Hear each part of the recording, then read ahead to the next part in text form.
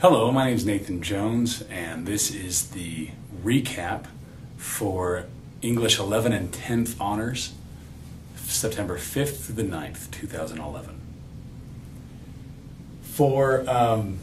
We talked about the theme, if you hadn't guessed. We talked about the three different ways to look at theme. When I was in high school, I remember wondering, okay, what is this whole theme business? No one really explained it, and if they did, I wasn't listening.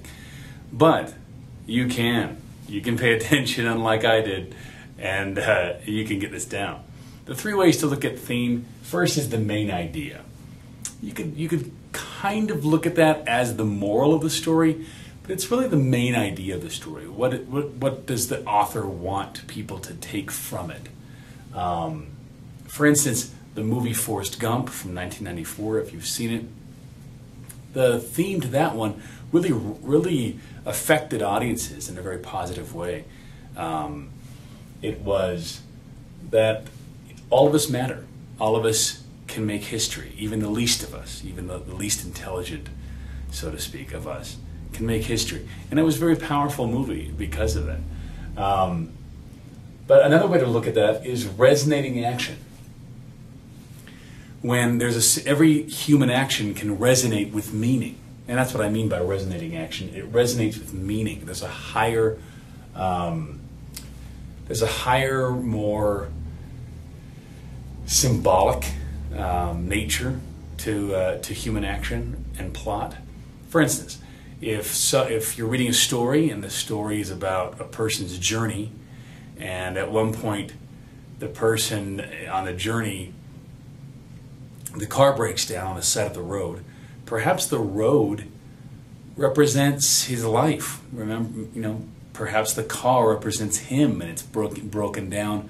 Perhaps it resonates with a stagnation of progress, either personal progress, not just the physical progress. But do you see how there's physical and then there is thematic or philosophical conflict, which brings us to the number 3. And they're all related, of course, but number 3 is philosophical conflict. Kind of a fancy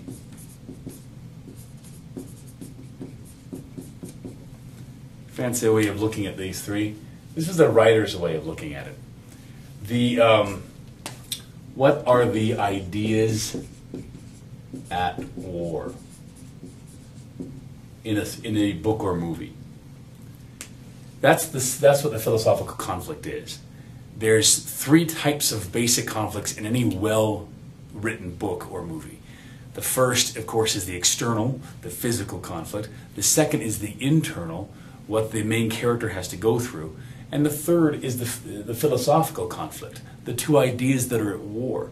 For instance, Star Wars, 1977, the philosophical conflict for that, well, let's go down the list. The physical conflict is between Darth Vader and Luke Skywalker. The rebellion versus the Empire. The internal conflict is Luke's wondering, can a farm boy from Tatooine really take on the entire Imperial fleet? And the philosophical conflict, of course, is summed up in the very last moments of the movie when, at the climactic moment, when he's got the tracking computer on, and then that's the bell. There's the tracking computer is on, and he turns it off. Why? Because he hears a voice from Ben Kenobi saying, use the Force. That one action, he had to make a decision. And in deciding, he had to decide the 2 ideas that are at war. He had to use the Force, which represents the spiritual side of things, or his tracking computer, which is the technological side of things. Luke had to make a choice. And in the end, the 2 ideas that are at war, technology versus spirituality, the main idea became use the Force, save the world. It was a wonderful thing that really shook audiences. They loved it because it resonates with meaning. The resonation of that meaning is, if you use the spiritual side, you can win externally. You can win physically in the journey of life. That's what was so great about Star Wars. That's why it affected so many people. But you can also look at that in the books that you read. And the book that we're reading right now, The Chosen by Chaim Potok, I believe it was from 1968, still resonates today because of the wonderfully drawn characters and plot in the story. Back more about that later. If there's anything you need, any questions, comments, anecdotes, don't hesitate to email me, always at nathan.jones@meritacademy.org.